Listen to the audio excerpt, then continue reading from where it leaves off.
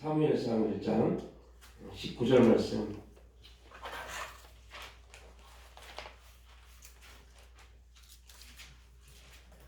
사무엘상 1장 19절 말씀입니다. 사무엘상 1장 19절 말씀. 우리 함께 19절 말씀 합독합니다. 그들이 아침에 일찍 일어나 여호와 앞에 경배하고 돌아가 라마의 자기 집에 이르니라. 엘가나가 그의 아내 한나와 동침하며 여호와께서 그를 생각하신지라. 아멘.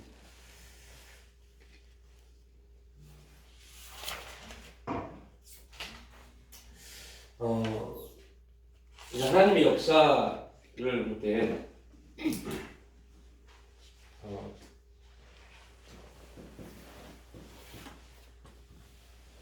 약속이 있고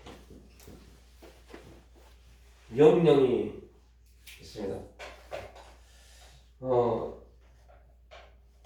우리가 보통 이제 그 약속 대부분 이제 우리가 하나님의 역사, 하나님의 일하시는 말할 때 약속이라는 부분을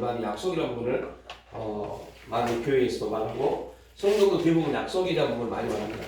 약속된 자녀, 하나님의 언약된 백성, 약속이라는 말을 많이 하죠. 그럼에도 불구하고 우리에게 또 하나님의 역사 가운데 명령이 있습니다. 약속은 기다림을 통해서 이루어지죠. 명령은 순종을 통해서 이루어집니다. 근데 여기 공통점이 있죠. 기다림과 순종의 공통점인데 이거 뭐예요? 믿음입니다. 믿음이라는 주제를 가지고 있죠. 그러면 이제 여기서 우리가 다 합니다. 믿음이 뭡니까? 그러면 믿음을 모르는 기독교는 아무도 없을 겁니다. 다 알아요. 근데 말씀을 듣고 솔직히 믿음에 대해서 다 알아요. 근데 믿음이 뭡니까? 라고 물어보면 답변을 못해요. 믿음이 뭔지. 믿음이 뭡니까? 라고 하면 하나님 믿는 거죠 뭐. 하나님 믿는 거죠 뭐. 그게 틀렸다는 게 아닙니다. 근데 우리가 믿음을 모르기 때문에 믿음이 뭔지 모르기 때문에 결론적으로 이제는 이 믿음 안에서 하나님의 역사, 그러면 하나님은 약속을 하시고 하나님은 명령을 하십니다. 그래서 약속을 받으면 약속이 임하면 우리는 그 약속이 이루어질 때까지 기다립니다. 명령이 임하면 그 명령에 우리는 순종해야 됩니다. 근데 그 기준이 믿음입니다. 근데 이 믿음이라는 부분이 뭔지 모르니까 하나님의 약속인지 명령인지 기다려야 될지 순종해야 될지를 모르는 겁니다. 이런 이제 우리의 안타까움이 우리 가운데 또 많이 일어나고 있죠. 예를 들면 여러분 약속이란 기다림은 그죠? 아브라함이 15년을 기다렸습니다. 예를 들면 예수님이 베드로에게 야 베드로야 깊은 곳에 가서 그물을 던져라라고 말씀합니다. 그때 베드로가 이거는 명령이죠, 그죠? 명령입니다. 근데 베드로가 내가 밤이 맞도록 그물을 던져봤는데 고기를 한 마리도 잡지 못했습니다. 지금이 날이 해가 떠서 이제는 고기가 나올 때가 아니니 내가 기다릴게요. 언제요? 고기가 나올 때 그 시간을 기다릴게요.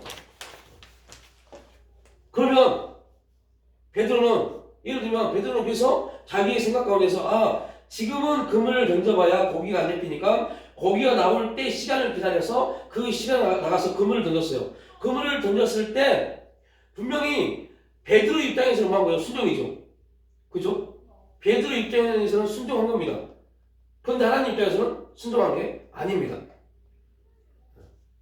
그러니까 우리가 이 두 부분에 있어서 오늘 우리가 동일합니다. 이런 이제 이 부분도 우리에게 하나님이 부담을 주십니다. 하나님의 감동을 주십니다. 감동에 대한 부담을 주십니다. 이게 기다려야 될 부분인지 바로 순종해야 될 부분인지에 대한 이 부분을 우리가 분별을 못해요. 이유는 왜 분별을 못하냐? 분별의 은사가 없기 때문에 천만의 말씀입니다. 분별의 은사가 없어서 못한 게 아닙니다. 믿음이 반응하지 못해서 그래요. 믿음이 이 감동에 반응하지 못하니까 이 문제에서 이게 순종해야 될 부분인지 아니면 기다림을 통해 하나님의 약속을 붙잡아야 될지 이 부분에 대한 신앙의 어떤 문제라고 하기가 좀 그렇고 믿음의 역사라는 부분에서 우리가 많이 여기에서 이제 힘들어지는 결과를 초래합니다. 그러다 보니까 점점 이제 우리는 자꾸 내가 뭔가를 하고 있는 거에 대해서 변명을 만들기 시작해요. 그래도 목사님 기도하잖아요. 그래도 목사님 저는 하나님 믿어요. 그래도 목사님 이렇게 기도하면 하나님 역사하시겠죠? 그러니까 계속 맞는 말만 합니다. 그럼 맞는 말이 다 맞지 않습니다. 근데 그 믿음이라는 것도 자유의지를 주셨는가? 아니면 그럼 하나님께서 믿음을 갖도록 그렇게 역사를 하시면 믿음을 갖지 않겠는가? 그러면 믿는 것도 자유의지를 줘서 믿으려면 믿고 믿기 싫으면 믿지 마라 그런 식으로 다 하는 건가? 그러니까 이거는 우리 믿음 그리스도인들 믿는 사람들에게 주는 공식입니다. 그러니까 이래서 우리가 계속 나눴죠. 믿음은 우리와 전혀 무관한 하나님 우리가 주신 거니까 하나님 우리에게 선물로 주신 겁니다. 우리가 뭔가를 열심히 주는 게 아니라 예수 그리스도를 나의 구주로 받아들인 순간부터 우리는 믿음이 주어집니다. 그러니까 하나님이 준 선물입니다. 중요한 것은 우리가 이 앞주에 말씀드렸죠. 중요한 것은 그 믿음이 중요한 게 아닙니다. 그 믿음을 받은 내가 중요한 겁니다. 내가 그 믿음에 반응하지 않으면 믿음은 아무런 역사를 하지 못합니다. 그래서 하나님의 형상으로 창조된 그럼에도 불구하고 아담의 죄로 인해서 잃어버렸던 하나님의 형상, 예수 그리스도의 십자가 사건을 통해서 다시 회복되어진 하나님의 형상, 우리가 그 믿음에 반응했을 때 그 믿음은 우리 삶 가운데 역사하는 힘을 냅니다. 근데 왜 믿음이 없는 것처럼 느껴질까? 왜 나는 믿음이 없는 사람처럼 느낄까? 이유는 다 가집니다. 하나님 우리가 주신 선물인 믿음을 내 어떠한 행위적인 부분에서 얻으려고 해요. 그래서 기도가 안 되면 스스로 느낍니다. 나 믿음 없는 행동을 했네. 나 믿음 없는 행동을 했네. 라고 말해버립니다. 그것과 믿음과는 전혀 별개입니다. 자꾸 우리는 내가 뭐가 되는 것처럼 네 주제를 가지고 내가 하지 못한 것, 내가 신앙인으로서 뭔가 하지 못하면 나는 믿음 없는 사람, 은혜를 잃어버린 사람, 자꾸 그러한 핑계를 대기 시작해요. 그러니까 그렇게라도 해서 우리가 예를 들면 하나님이 그렇게라도 하면 하나님 그래 너 열심히 하려고 하는 거 아는데 야 어떻게 하니 이렇게 그러한 부분을 하나님이 다가오시면 그렇게라도 핑계를 댈 텐데 하나님은 우리의 핑계에 전혀 관심이 없습니다. 그러니까 이걸 성경 살펴보면 무화과 나무가 있어요. 예수님이 지나가고 길을 걷다가 무화과 나무 잎이 무성합니다. 무화과 나무 잎이 무성하다는 말은 무화과 나무는 잎이 무성하면 반드시 그곳에 열매가 있습니다. 잎이 무성해요. 그러면 반드시 뭐가 있어야 돼요? 열매가 있어야 돼요.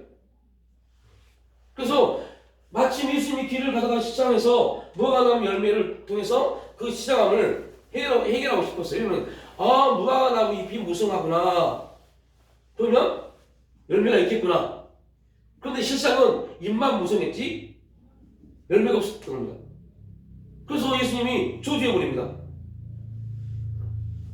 그리고 그 다음날 베드로가 지나가면서 선생님 당신이 저주했던 저 무화과나무가 저주받고 죽었습니다. 그럼 이게 그러니까 우리가 자칫 잘못하면 무화과나무의 모습입니다. 입이 굉장히 무성해요. 입이 무성하다는 말은 무슨 말이에요? 뭔가 되게 열심히 합니다. 뭔가 되게 열심히 하는데 결론적으로 열매가 없어요. 그 열매는 내 행위가 아니라 뭐니까요? 믿음이니까요. 믿음에서 나오는 거니까요. 그러니까 다시 또 우리가 말합니다. 제가 믿음이 없나 봐요. 제가 믿음이 없나 봐요. 말합니다. 이게 무서운 게 뭐냐면 믿음이 없나 봐요. 이것도 핑계입니다. 뭐에 대한 핑계냐면 나를 좀 이해해 주세요. 라는 핑계입니다. 그러니까 왜냐면 이 믿음이라는 주제는 내가 뭔가를 해서 얻은 게 아니기 때문에 하나님의 선물이기 때문에 그래서 우리는 믿음이 없다고 말하면 절대 안 됩니다. 내가 믿음이 없다는 말은 그러면 더 무서운 말은 무슨 말이다? 거듭나지 못했다는 말과 비슷한 의미입니다. 그러니까 우리는 믿음이 없는 게 아닙니다. 믿음에 내가 반응하지 못한 거죠. 믿음에 반응하는 게 도대체 뭡니까? 라는 질문이 그러면 이런 질문을 해야 돼요. 도대체 믿음에 반응하는 게 뭡니까? 아니 목사님 자꾸 믿음에 반응하라고 그러는데 믿음이 뭔지도 모르겠는데 믿음에 반응 어떻게 합니까? 이런 질문이 이제 나와야 돼요. 도대체 어떻게 믿음이 반응합니까? 이겁니다. 믿음에 반응하다면 하나님이신 그분을 인정하는 겁니다. 이게 믿음입니다. 영적인 게 뭐냐? 라고 할 때 내 삶 속에서 하나님이 보이는 게 영적인 겁니다. 아무리 기도를 많이 해도 삶 속에서 환경 속에서 하나님 안 보이면 나는 영적인 삶을 못 됩니다. 그러니까 환경을 하나님의 관점으로 해석하지 않고 자꾸 내 생각에서 어떻게 하면 잘할 수 있을까? 그 문제를 가지고 있는 겁니다. 하나님이 보이면 다른 말로 표현하면 하나님의 섭리가 그 환경에서 보여지기 시작합니다. 왜 이 환경을 나에게 주셨는지. 이게 영적인 사람들의 모습입니다. 그러니까 환경이 많아서 고통이 많아서 아이고 당신 하나님 너무 사랑하시다가 그렇게 어려움을 많이 주고 여러분이 절대 이 말은 진짜 기독교인이 하면 안 될 말입니다. 그런데 이런 말 많이 했어요. 하나님 얼마나 큰 능력 주시려고 이렇게 많은 고난을 주실까? 이거 말도 안 되는 소리입니다. 고난이 많은 이유는 결론적으로 말하면 어떤 의미가 있을까요? 우리가 굉장히 회개해야 될 부분입니다. 고난이 많단 말은 우리가 지금 순종을 전혀 못하고 있다는 겁니다. 그래서 이 말씀 드렸죠. 오늘 하나님 일이라는 걸 가지고 나에게 환경을 주셨어요. 근데 내가 이 일에 대해서 순종하지 못하고 패역했어요. 불순종했어요. 그러면 하나님은 이 일과 함께 이것도 하나님이 나에게 다시 똑같이 주시지만 이 불순종한 것을 깨닫게 하시려고 또 일하는 환경을 주십니다. 그럼 나는 벌써 이 하나 가지고 하나님을 깨닫지 못하니까 이 일에 대한 불순종과 불순종을 돌이키게 하는 하나님의 환경이 또 임하는 겁니다. 그런데 우리는 이것도 해결하지 못하고 있는 상태에서 이 환경이 오다 보니 이것도 우리는 또 뭐예요? 고통스러워합니다. 그래서 하나님이 또 이 부분에서 또 다른 환경을 그래서 어느 날 보니 내 삶은 완전히 고난에 묻혀있는 사람으로 보입니다. 그런데 주위에서 이렇게 말합니다. 하나님 얼마나 축복하시려고? 얼마나 능력을 주시려고? 전혀 아닙니다. 그래서 맞아요. 고난이 많았다고 해서 그 사람이 영적이냐? 전혀 아닙니다. 그 환경에 대해서 영적으로 반응하는 사람이 영적인 사람입니다. 그럼 똑같습니다. 믿음이 뭡니까? 영적으로 반응하는 게 뭡니까? 난 질문해야죠. 왜요? 영적으로 반응한다는 말을 이해하지 못한 사람이 너무 많아요. 모르는 사람들이. 뭐 어떻게 하는 게 영적으로 반응하는 겁니까? 답은 누구예요? 이분이십니다. 그 환경에서 누가 보여야 돼요? 하나님이 보여야 돼요. 하나님의 뜻이, 하나님의 섭리가, 하나님이 왜 나에게 이런 부분들이 느껴져요. 보여져야 돼요. 이게 영적인 겁니다. 믿음도 동일합니다. 어떻게 믿음으로 반응합니까? 그래서 우리가 한동안 교회에서 자꾸 말했던 부분 중에 하나가 뭐예요? 관점이요. 관점. 모든 걸 물어봐라. 하나님의 관점을 봐. 이게 믿음입니다. 믿음은 우리에게 계속적으로 하나님의 관점으로 하나님의 시선으로 보게 하는 게 믿음입니다. 그러면 어떤 일이 벌어져요? 나는 믿는 것뿐인데 나는 믿었어요. 나는 믿은 거 왜 아무것도 없어요. 그런데 하나님이 일하고 계십니다. 똑같은 환경이었는데 어디는 하나님이 일하심이 전혀 안 보였어요. 왜요? 거기에 대해서 내가 하나님의 관점으로 본 적이 없었기 때문에, 하나님의 시선으로 안 봤기 때문에, 그냥 내 열심으로 내 노력으로 그렇게 살았기 때문에. 그런 모든 일들이 있어서 그 하나님의 관점으로 봐야 된다 그 얘기죠. 그죠? 믿음에 대한 반응이라는 부분을 지금 설명한 겁니다. 그럼 믿음으로 어떻게 반응합니까? 아니 내가 믿음으로 반응한 게 뭡니까? 라는 질문에 대한 답을 말하는 겁니다. 내가 나한테 믿음이 있나 없냐? 되게 쉬워요. 내가 하나님의 관점으로 하나님의 시선으로 보고 있냐? 보고 있지 않냐를 보면 됩니다. 큰 일이나 작은 일이나. 그죠? 어떠한 것은요. 하나님의 관점으로 그걸 보려고 하는 게 믿음입니다. 그리고 지금 우리는 보려고 합니다. 보려고 했을 때 어느 순간 깨달음이 임합니다. 믿음에 반응하는 사람들은요. 왜요? 믿음의 역사는 누가 하니까요? 성령님이요. 성령님이 믿음의 역사 가운데 일하시니까요. 그래서 성령님이 하시는 거예요. 우리를 깨닫게 하시는 겁니다. 알게 하십니다. 그래서 계속 하나님의 관점으로 하나님의 시선으로 보는 겁니다. 그래서 우리가 보통 이런 말을 많이 하잖아요. 나는 지금 이렇게 하고 싶은데 하나님이시라면 어떻게 하실까? 이런 말을 많이 하잖아요. 그죠? 하나님. 이게 하나님의 시선입니다. 그래서 자꾸 해보는 겁니다. 내 경험은, 내 삶은, 내 지식은, 내 이해는 이건데 하나님이 그냥 내 경험과 내 노력과 내 열심과 내가 살아왔던 방법으로 이 환경을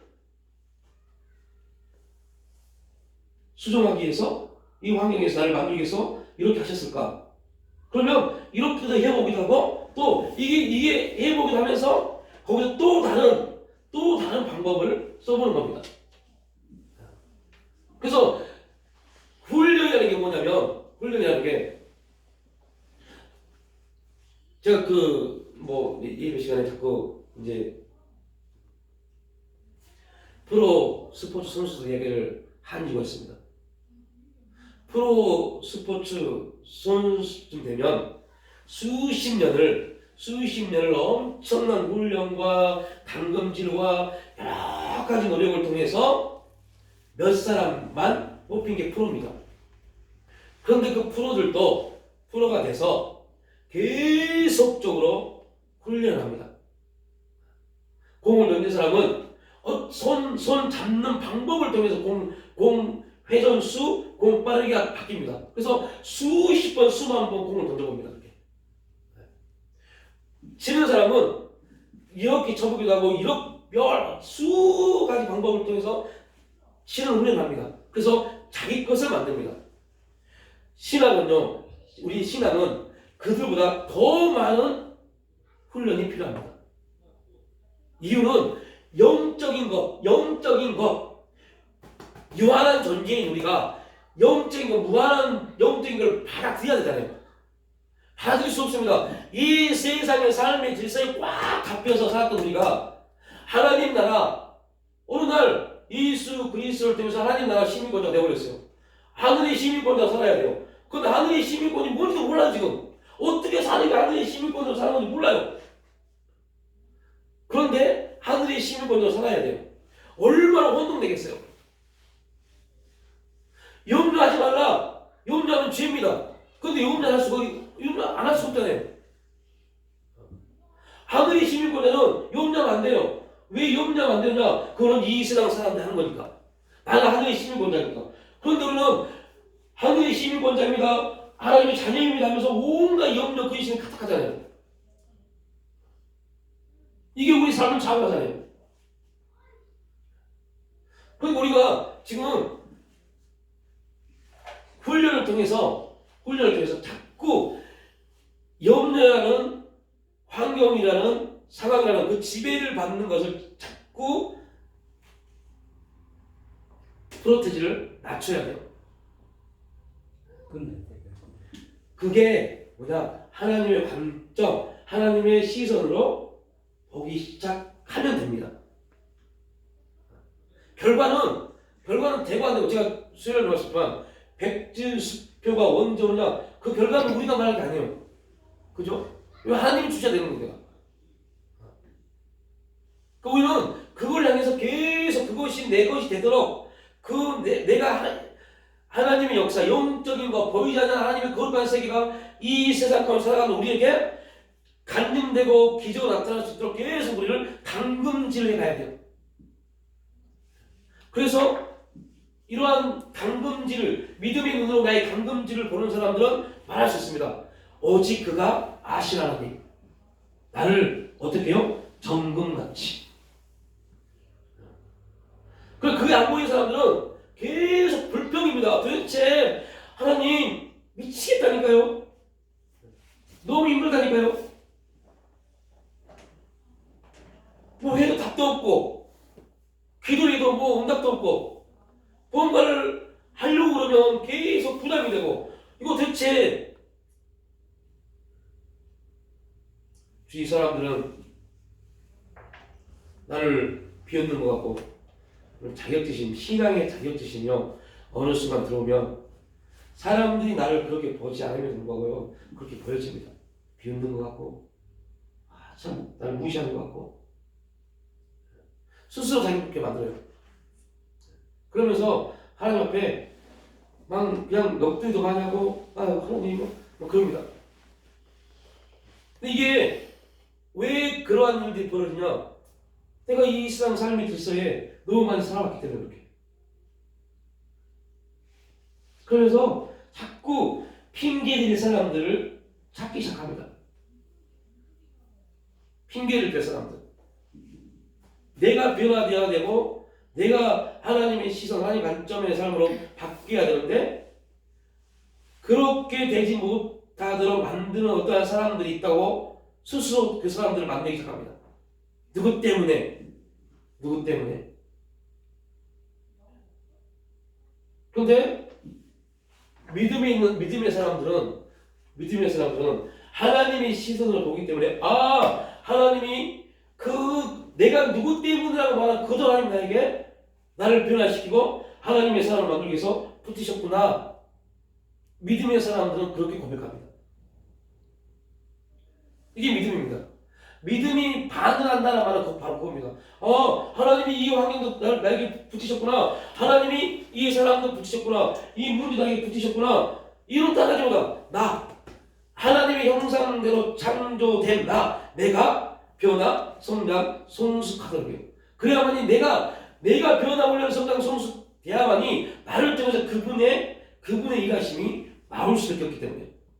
그러니까 내가 하나님의 간증자가 되는 것보다 하나님이 우리를 통해서 당신을 나타내고 싶어하는 마음이 우리보다 수천 배 더 크십니다.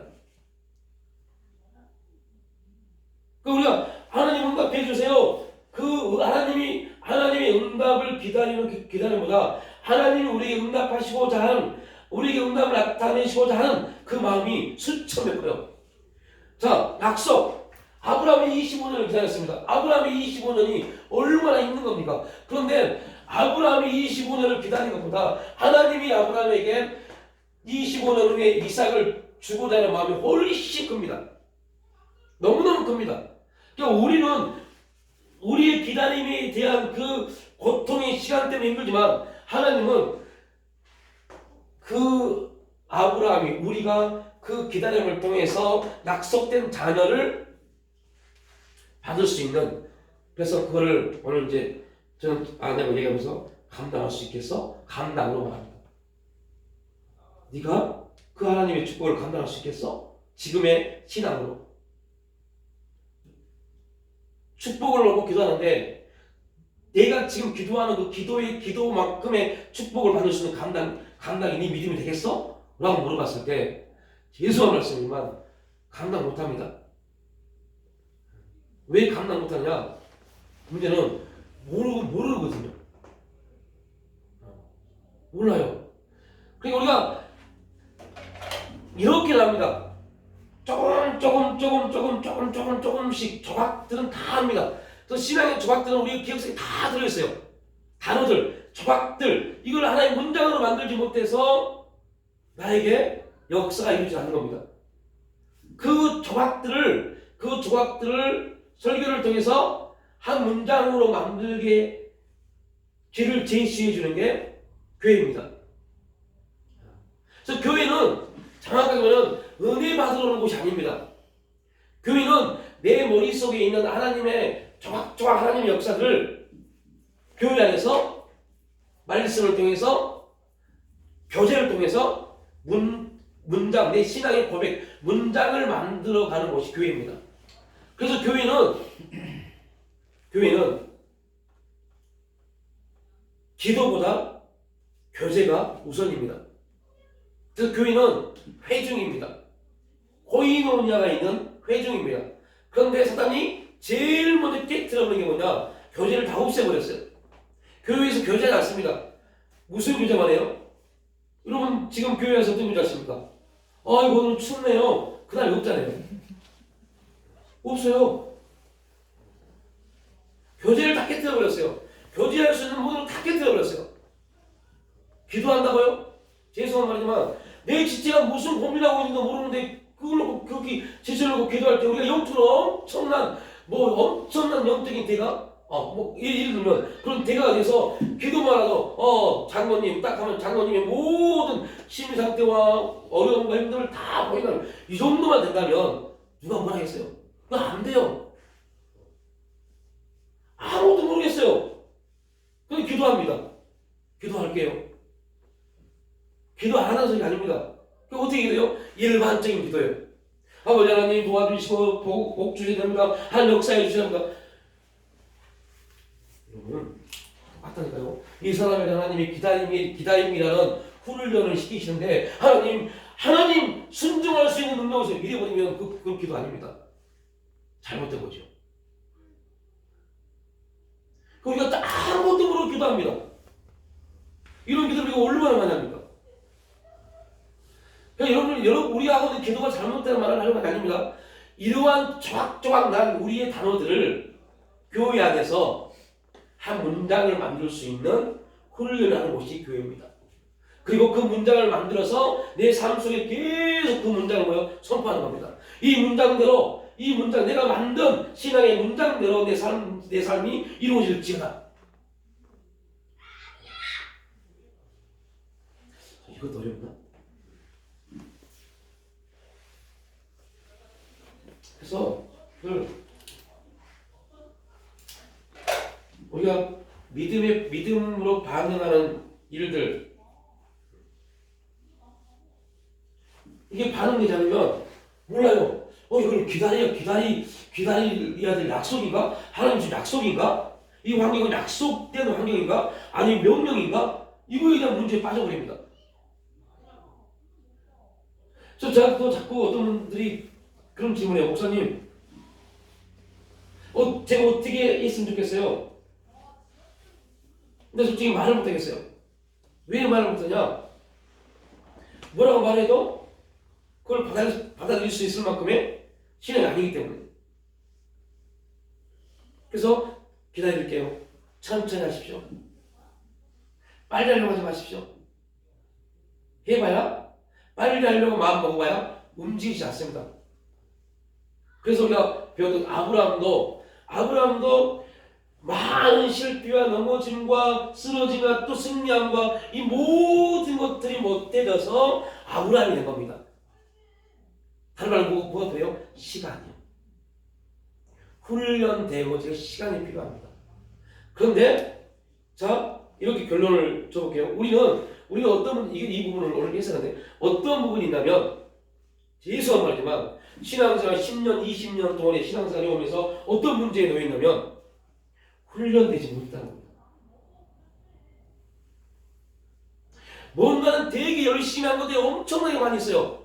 엄청나게 많이 배어 있어요. 근데 이것들을 끄집어내서 문장, 내 신앙의 고백을 만들지 못한다는 겁니다. 그러니까 그 말처럼 믿음이 뭡니까? 라고 할 때 말을 못해요. 다 알아요. 하나님을 믿는 건 믿음에 대한 다 알아요. 그런데 내가 경험한 믿음을 말하지 못합니다. 하나님이 나에게 주신 믿음에 대한 부분을 말하지 못합니다. 그래서 우리가 훈련한다, 하나님을 체험한다 라고 할 때 자꾸 신비적인 것만 생각해. 절대 아닙니다.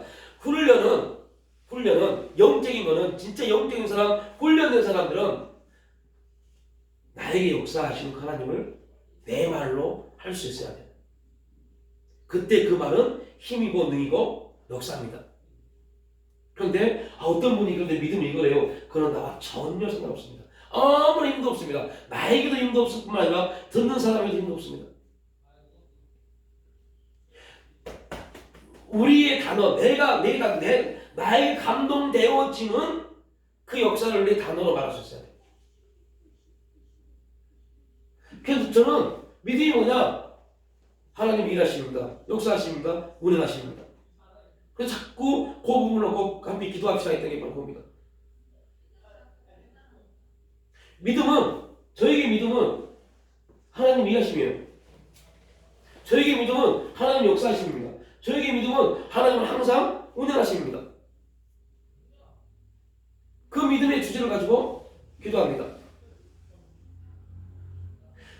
그러니까 우리가 이 부분을 말할 수 있어야 돼요. 그래야만이 하나님 오늘 나에게 이 환경이 있었고 이 환경이 내가 느끼기에는 정말 힘들고 고통스러운데 이 환경을 통해서 제가 하나님 약속된 부분을 붙잡고 기도해야 됩니까? 아니면 즉각 순종해야 될 부분입니까?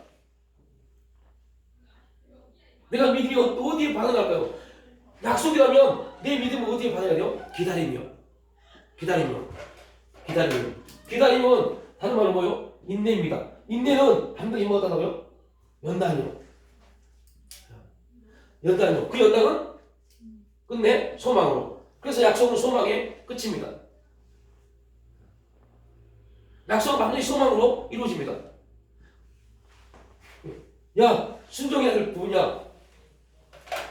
순종해야 될 부분이야. 그러면 여러분 이게 이제 오늘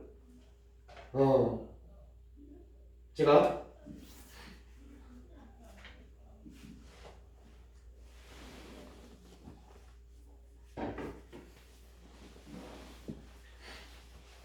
작년 11월달 됐어요.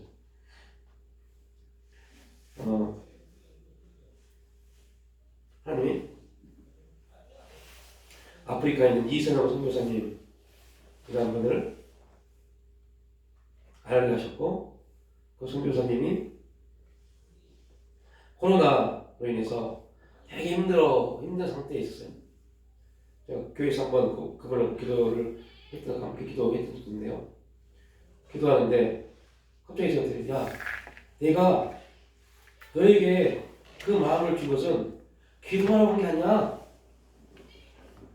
그러면요 하나님 내가 너에게 그 마음을 준 거는 돈을 주라고 물질을 보내도록 준 거야. 돈 있어야죠. 저 돈 없어요. 물질을 보낼 수 있는 돈도 없고 돈을 꾸릴 데도 없고 어떻게 할 수도 없어요. 대출 받아.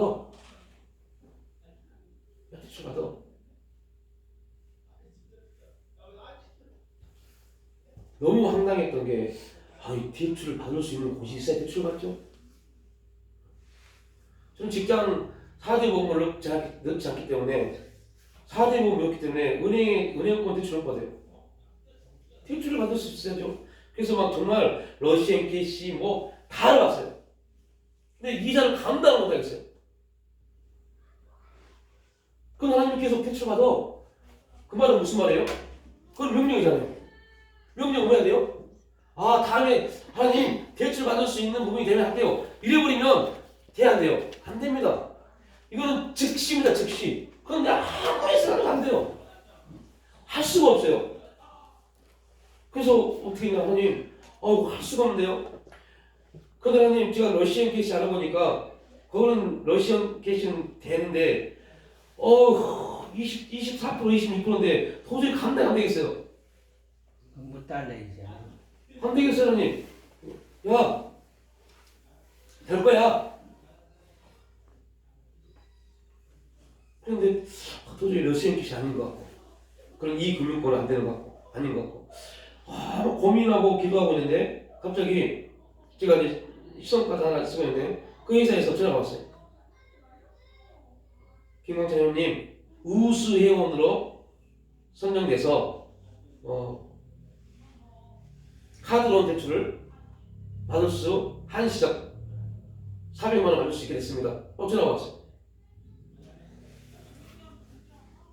그래서 그거 대출을 받아서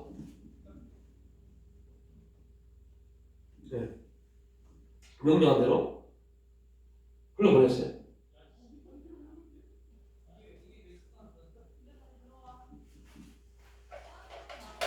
되게 황당했던 부분이면서 제가 엄청난 깨달음을 줬던 그 내용입니다.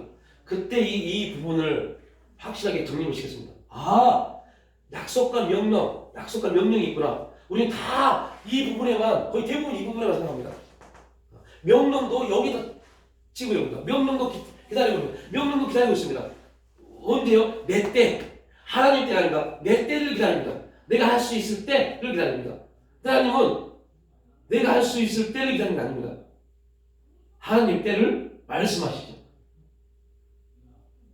그래서 너무 감사했어요. 뭐에 대해서 감사했냐면, 왜 하나님이 그 신용카드를 만들 수 없는 상태였는데 신용카드를 만들게 하셨고, 어쩔 수 없이 현금이 없으니까 계속 교회에 구매하고 가정살림을 신용카드를 쓰다 보니까 우수행이 되어버린 겁니다. 그러니까 하나님은 작년 12월 달에 돈 400만 원이 필요를 말하셨고, 그거를 아무리 생각해도 안 될 것 같으니까 작년 2월 달에 그 카드 심사하는 하나카드 심사하는 직원을 마음을 홈미게 하셨든지 뭐했든지 심사 통과를 만들어 놓으신 겁니다. 아직도 이해가 안 가요. 어떻게 이게 통과됐는지. 그래서 저는 그 작년에는 처음에 그 카드를 발급받고 카드를 쓰면서요, 되게 두려웠어요. 카드를 쓰다가 갑자기 그 하나까지 전화가 와서 죄송합니다 심사를 해봤더니 이거 아니네요 하루에 다 돌려야 되잖아요. 그래서 정말 마음에 막 엄청난 근심을 가지고 그 카드를 썼다니까요. 근데 오늘 생에 거의 8개월 9개월 동안 얼마나 썼는지 우수회원이 됐어요. 저는 그걸 하나님 손으로 봐요. 12월 달에 필요한 부분이 있었기 때문에 그거 그렇게 만들었을 것 같아요. 그래서 그렇게 했어요. 그런데 이제 중요한 게 뭔지 아세요? 그렇게 딱 하면, 순종했으면 그 다음에 뭔가 있어야 돼요. 있어야 돼요. 근데 지금 그거 감내하고 고생합니다. 진짜 이 카드론이 장난이 아니에요. 이 이자가 뭐 20%는 아니지만 거의 18%입니다. 18%를 계속 그걸 갚아 나가셔야 돼요. 그런데 너무 신기한 걸 경험했어요. 작년에 12월 달하고 11월 달에 첫 그 부분을 갚는데, 결제하는데 정말 이거는 뭐라고 표현할 수 없습니다. 엄청난 감사. 와, 주님 하게 하시는군요. 되는군요. 이렇게 만들어 가시는군요. 감사가 되더라고요. 그러면서 수요일날 나눴던 그 내용이 거기 나온 겁니다. 신앙이란 하나님의 시간 가운데 시간에 공백이 있는데 그 공백을 바람직한 자세와 태도를 가지고 그 시간을 보내는 것이다. 그 시간 25년 시간을 보내는 것이다. 그때 우리가 해야 될 것은 원망, 불평, 언제입니까? 아니라 감사다. 즉 인내는 결국은 소망이 이루어집니다. 그러나 그것이 바로 뭐예요? 감사합니다. 그래서 감사드리는 겁니다. 아, 그렇구나. 그 시간, 내가 원하는 시간이 있고 하나님이 역사하는 시간인데 그 시간의 텀이 우리에게는 엄청난 고통이 있을 수 있어요. 힘듦이 있을 수 있어요. 손해입니다. 피해입니다. 엄청난 손해가 됩니다. 제가 쓴 돈의 18%를 해서 그 2년 동안 18%의 이자를 계속 내야 되니까요. 손해입니다. 그런데 그렇게 하게 하시니 하나님의 시선으로 보여지니까 그게 감사됩니다. 와, 이렇게 하셨구나. 이렇게 해 가시는구나. 그러니까 저 명령을 하나님 말씀하실 때 지금은 때가 아니니까 우리 기준 내가 때가 아니니까 기다려야지. 이래버리면 그럼 끝 나버립니다. 이게 뭐예요? 입만 무성한 사람입니다. 명령을 받았어요. 그 말은 무슨 말이에요? 신앙인입니다. 입만 무성해버려요. 그리고 주님이 와서 야 이제 너 보니까 와 열심히 했구나. 열매 좀 보자. 열매가 없어버려요. 이러한 우리 신앙이 되면 안 됩니다. 이제 이 부분하고 그리고 이제 기도 응답 경배 동침 잉태 출산 이 부분을 가지고 다음 주에 더 세밀한 부분 이렇게 나누겠습니다.